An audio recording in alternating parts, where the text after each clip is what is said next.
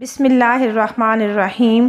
السلام علیکم ناظرین، آج کی ویڈیو میں ہم آپ کو شیث علیہ السلام کا مکمل قصہ اور آپ علیہ السلام کی زندگی کے حالات و واقعات تفصیلاً سنانے جا رہے ہیں۔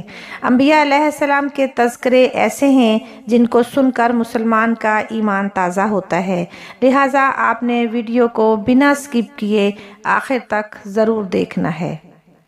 روایات کے مطابق حضرت شیث علیہ السلام حضرت آدم علیہ السلام کے تیسرے بیٹے اور اللہ کے نیک نبی تھے۔ ان کا ذکر تورات میں آیا ہے۔ یہودیت، مسیحیت اور اسلام کے مطابق یہ آدم علیہ السلام اور حضرت حوا کے بیٹے اور حابیل اور قابیل کے بھائی تھے۔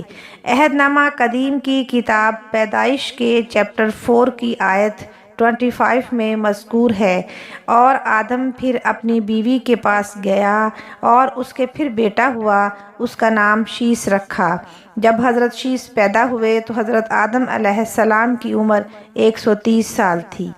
دوستو، روایات کے مطابق حضرت شیث علیہ السلام حسن و جمال، شکل و صورت اور عادات و اطوار میں اپنے والد حضرت آدم علیہ السلام سے بہت زیادہ مشابہ تھے۔ حضرت آدم اور حوا علیہ السلام کو شیث علیہ السلام سے بہت محبت تھی، کیونکہ آپ علیہ السلام کے لیے آدم علیہ السلام اور اماں حوا نے بہت دعائیں کی تھیں، اسی لیے اماں حوا علیہ السلام نے آپ کا نام شیث رکھا، جس کے عربی میں معنی عطیہ خداوندی کے ہیں، یعنی اللہ کی طرف سے عطا کیا گیا خوبصورت اور خوبصیرت تحفہ۔ اسلامی روایات کے مطابق شیث علیہ السلام حابیل کے قتل ہو جانے کے بعد اللہ تعالیٰ کی طرف سے نہ صرف انعام کے طور پر آدم اور حوا کو عطا کیے گئے، بلکہ وہ اللہ تعالیٰ کے اور اپنے والدین کے فرما بردار بھی تھے۔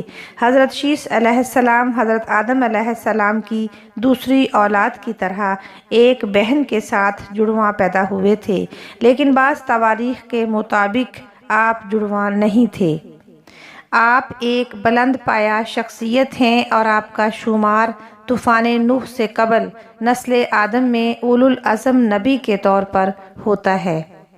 آدم علیہ السلام کی وفات کے بعد ان کے بیٹے حضرت شیث علیہ السلام نے ان کی ذمہ داریاں سنبھال لیں۔ اب تبلیغ کا کام انہیں کرنا تھا۔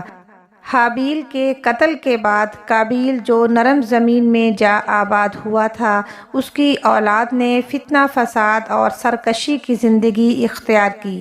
انہوں نے قتل و غارت گری کا بازار گرم کر دیا تھا۔ یہ لوگ جب آدم علیہ السلام کی قوم کے پاس سے گزرتے تو وہاں بھی فساد مچاتے۔ ابن عباس رضی اللہ تعالیٰ عنہ سورہ احزاب آیت نمبر 33 کی تفسیر کرتے ہوئے فرماتے ہیں، پرانے زمانے کی جاہلیت کی طرح اپنے بناؤ کا اظہار نہ کیا کرو۔ اس وقت دو نسلیں آباد تھیں، ایک پہاڑ پر اور دوسری نرم زمین پر۔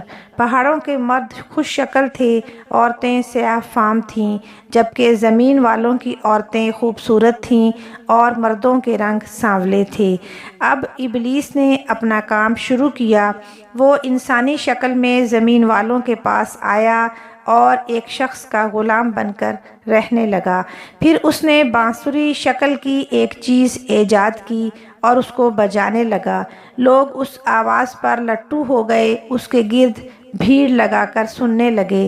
پھر ایک دن میلے کا مقرر ہو گیا، اس میں ہزارہ مرد اور عورتیں جمع ہونے لگے۔ اتفاق سے ایک دن وہاں پہاڑی آدمی بھی آ گیا۔ اس نے میدانی عورتوں کے حسن و جمال کو دیکھا۔ اس نے اپنے قبیلے والوں سے ان عورتوں کے حسن و جمال کا ذکر کیا۔ پہاڑی علاقے کے لوگ کثرت سے میدانی علاقے میں آنے لگے۔ اس طرح آہستہ آہستہ مردوں اور عورتوں میں اختلاط بڑھا۔ بدکاری اور زناکاری عام ہوئی، جبکہ یہ سب کام شیث علیہ السلام کی شریعت میں حرام تھے۔ یہ سب بیان کرنے کے بعد ابن عباس رضی اللہ تعالیٰ عنہ فرماتے ہیں، اللہ تعالیٰ کے ارشاد کی یہی تفسیر ہے اور قدیم جاہلیت سے یہی مراد ہے، کیونکہ ان لوگوں نے زمین میں ایک عظیم فساد اور انتشار برپا کر رکھا تھا۔ شیس علیہ السلام اپنی قوم کے لوگوں کو سمجھاتے رہے کہ وہ ان شریر اور فسادی لوگوں کے ساتھ میل جول نہ رکھیں، لیکن شیطان مسلسل انہیں ورگلاتا رہا، یہاں تک کہ شیس علیہ السلام کے ساتھ بہت تھوڑے لوگ رہ گئے اور قابیل کی قوم میں بہت اضافہ ہو گیا۔ لوگ یوں ہی زندگی بسر کرتے رہے۔ تاریخی ماخذ میں شیس علیہ السلام کی اہلیہ کا نام حوریہ لکھا گیا ہے، جس سے شادی آدم علیہ السلام کی تجویز پر ہوئی تھی۔ اس شادی کے نتیجے میں 4 بیٹے پیدا ہوئے، جن میں سب سے بڑا بیٹا انوش آپ کا جانشین بنا۔ حضرت شیس علیہ السلام کی 105 سال کی عمر میں انوش پیدا ہوئے۔ بعض ماخذ میں شیس علیہ السلام کی شادی قابیل کی بہن عکلمہ سے ہونے کا کہا گیا ہے، اگرچہ قرآن مجید میں شیس کا کوئی تذکرہ نہیں، تاہم اسلامی روایات کے مطابق شیس علیہ السلام بھی اپنے والد آدم علیہ السلام کی طرح نبوت سے سرفراز کیے گئے تھے تاکہ وہ بنی نوع انسان کی رہنمائی کر سکیں۔ شیس علیہ السلام اور قابیل کی قوم نے آپس میں شادیاں بھی کی، جس سے وہ غلط ملت ہو گئے۔ روایتوں میں آتا ہے کہ حضرت شیس علیہ السلام کی 33 اولادیں تھیں، جن میں آپ کے جانشین جناب انوش بنے۔ انوش کے ہاں کینان پیدا ہوئے، جن کی نسل سے ادریس علیہ السلام تھے، جنہیں نبوت سے سرفراز کیا گیا۔ حضرت ادریس کی نسل سے حضرت نوح علیہ السلام پیدا ہوئے۔ ان کے زمانے میں طوفان آیا۔ اس طوفان کے بعد نوح علیہ السلام کے 3 بیٹے باقی رہے، سام، حام اور یافس۔ حضرت نوح نے زمین کے 3 حصے کیے اور اپنے بیٹوں میں تقسیم کر دیے۔ حام کو افریقہ کا وسط اور شمالی حصہ دیا گیا، سام کو وسط ایشیا اور عرب کا حصہ ملا، اور یافس کو روم اور مغربی علاقوں کے ملک دیے گئے۔ لہٰذا آج عرب اور وسط ایشیا کے لوگ سام کی اولادیں ہیں، افریقہ کے باشندے حام کی اولادیں ہیں، اور مغربی ممالک اور یورپ کے لوگ یافس کی اولادیں ہیں۔ آج حضرت شیس علیہ السلام اور قابیل کی قومیں آپس میں مل چکی ہیں اور یہ کبھی علیحدہ نہیں کیے جا سکتے، مگر یہ کہ ہم اپنے باپ آدم علیہ السلام کی نصیحتوں اور وصیتوں پر عمل پیرا ہو کر ہی فلاح پا سکتے ہیں۔ شیس علیہ السلام اور قابیل کی قوموں کی تاریخی جنگ صرف ایک خاص زمانے تک نہ رہی، بلکہ آج بھی یہ جنگ جاری ہے اور تا قیامت جاری رہے گی۔ اس جنگ میں فتح یاب اور کامیاب وہی ہوگا جو اپنی جد اعلیٰ کی روایتوں اور تعلیمات اور اللہ کے احکامات پر قائم رہے گا۔